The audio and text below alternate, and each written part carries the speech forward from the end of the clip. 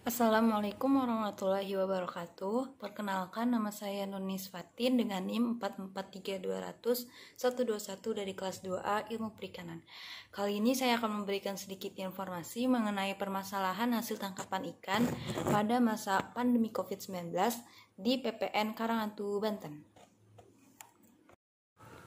Baik, sebelum membahas lebih lanjut, kita harus tahu terlebih dahulu apa itu perikanan dan perikanan tangkap.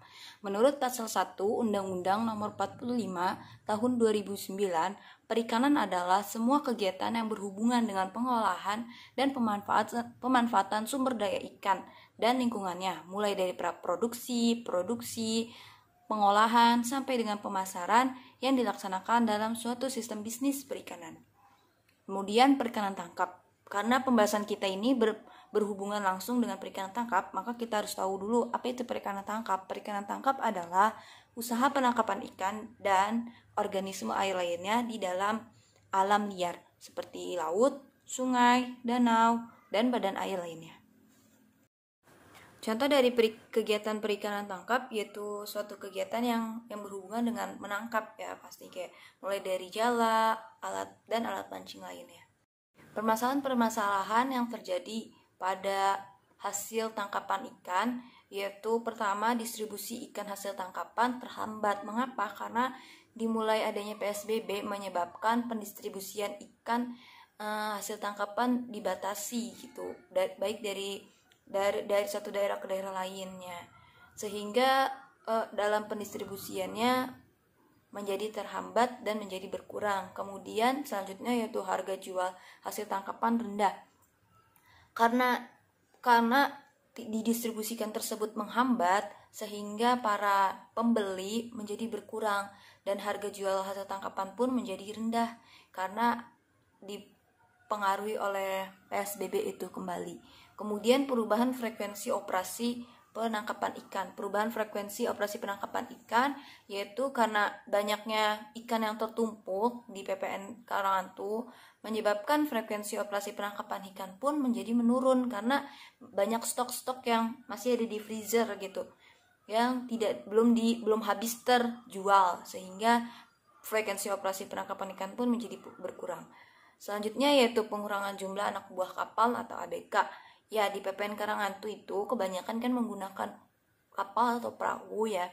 Jadi karena adanya PSBB itu kembali dan untuk menjaga social distancing, sehingga jadi saat melaut para nelayan pun mengurangi jumlah anggota nelayannya, sehingga kapal yang dipakai pun menjadi menurun seperti itu. Permasalahan-permasalahan ini pun bukan terjadi hanya di daerah PPN Karanghantu. Menurut survei yang didapat, banyak sekali di sektor perikanan yang mengalami hal yang sama seperti yang dialami di PPN Karanghantu. Berikut saya sajikan diagram data yang menyatakan bahwa harga ikan menurun, distribusi terhambat, frekuensi melaut berubah, dan penurunan jumlah ATK. Baik, harga ikan menurun yaitu didapat 88,60%, distribusi terhambat yaitu 96,80%, frekuensi melaut berubah yaitu 76,80%, pengurangan jumlah ABK yaitu 80,80%. Dari semua data ini yang paling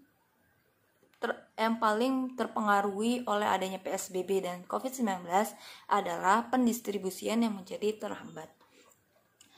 Awal mulanya di PPN Karanghantu itu banyak sekali jenis-jenis hasil tangkapan ikan, baik pertama dari pepetek, ikan layang, ikan lemuru, tenggiri, kurisi, tembang, kunian, teri, cumi-cumi, dan lain sebagainya. Ini dapat dilihat di dalam diagram tersebut ya. Kesimpulan dari pemaparan materi mengenai isu hasil tangkapan ikan yang berjudul Permasalahan Hasil Tangkapan Ikan pada saat pandemi COVID-19 di daerah PPN Karanghantu, yaitu kita sebagai masyarakat Indonesia sudah sepantasnya untuk selalu berpikir kritis, inisiatif, kreatif, dan inovatif permasalahan yang terjadi di masa kini maupun masa depan. Baik, kurang lebih saya mohon maaf. Wabillahi taufiq wal hidayah. Wassalamualaikum warahmatullahi wabarakatuh.